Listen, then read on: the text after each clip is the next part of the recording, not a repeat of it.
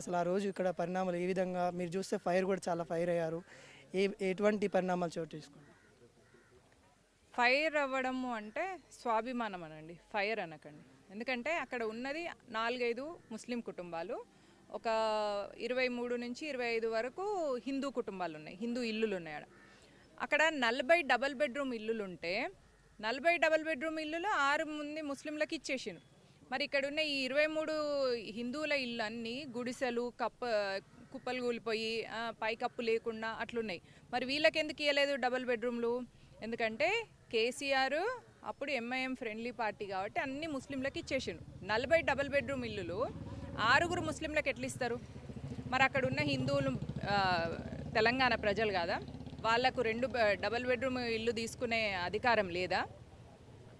వీళ్ళు ఈ TRS party కానీ ఇప్పుడు వచ్చింది కాంగ్రెస్ పార్టీ, వీళ్ళంతా ఏం చేస్తున్నారంటే వాళ్ళు చేసే తప్పులను కవర్ చేయడం, వాళ్ళని సమర్థించడం వల్ల వాళ్ళు రోజు రోజుకి రెచ్చిపోతున్నారు.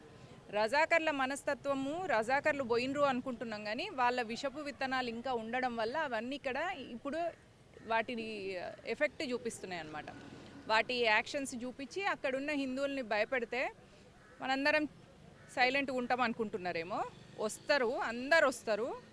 ఎంతవరకు గవర్నమెంట్ ఇట్లాంటి డ్రామాలు చేస్తుందో చూస్తాము. కేసీఆర్ డ్రామాలు అయిపోయినాయి, ఇప్పుడు రేవంత్ రెడ్డి డ్రామాలు షురూ చేసినట్టున్నాడు. ఏ డ్రామాలు ఇక్కడ నడవవు, నడిపనియం మేము. మనం ఇక్కడ ముఖ్యంగా క్వశ్చన్ చేయాల్సిన పాయింట్ ఏంటంటే అక్కడ 23 కుటుంబాలు ఇల్లులు పైకప్పులు పోయి అన్ని ఇటుకల అలా వర్షం పడితే మొత్తం ఇల్లు కురిసేలాంటి ఇల్లులు ఉన్నాక వాళ్ళకి ఎందుకు డబల్ బెడ్రూమ్ ఇల్లు ఇయ్యలేదు? 6 మంది ముస్లింలకు 40 డబల్ బెడ్రూమ్ ఇల్లులు ఎందుకు ఇచ్చిండ్రు? ఈ పాయింట్ని ఎవరు ఎందుకు రేజ్ చేస్తలేరు? ఈ పాయింట్ని ఎవరు ఎందుకు క్యాచ్ చేస్తలేరో నాకు అర్థమవుతలేదు. ఆర్టీఏలో మనం దీన్ని ఫైల్ చేసి ఇట్లా ఫైల్ చేసి ఎంత చేసుకున్నా రాజు తలుచుకుంటే దెబ్బలకు కొదువా అన్నట్టు రేవంత్ రెడ్డి లేదంటే కేసీఆర్, బీఆర్ఎస్ కానీ కాంగ్రెస్ కానీ ఇట్లా ముస్లిం అపీజ్మెంట్, ఎంఐఎం అపీజ్మెంట్ చేసుకుంటుంటే హిందువుల పరిస్థితి ఏంది? తెలంగాణలో హిందువులందరూ తెలంగాణ వదిలిపెట్టి వెళ్ళిపోవాలనా? తెలంగాణ భారతదేశంలో భాగం కాదా? హిందువులకు ఇక్కడ బతికే హక్కు లేదా? వాళ్ళకి డబుల్ బెడ్రూమ్ ఇల్లులు తీసుకునే హక్కు లేదా? వాళ్ళకి అధికారాలు లేవా అని నేను అడుగుతున్నాను. ఇప్పుడు ఎట్లా చూడొచ్చు అంటే ఇప్పుడు రాజకీయ నాయకులు ఇది ఒక రాజకీయంగా మతపరమైన కల్లోలని రాజకీయంగా కూడా చేస్తూ ఉన్నారని కొంతమంది అంటూ ఉన్నారు.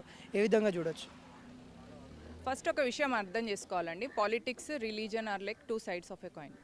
మతమైన రాజకీయం అనేటివి రెండు ఒక కాయిన్కి 2 సైడ్లు ఉన్న నాణాలకు ఉన్న 2 ముఖాలు అన్నమాట.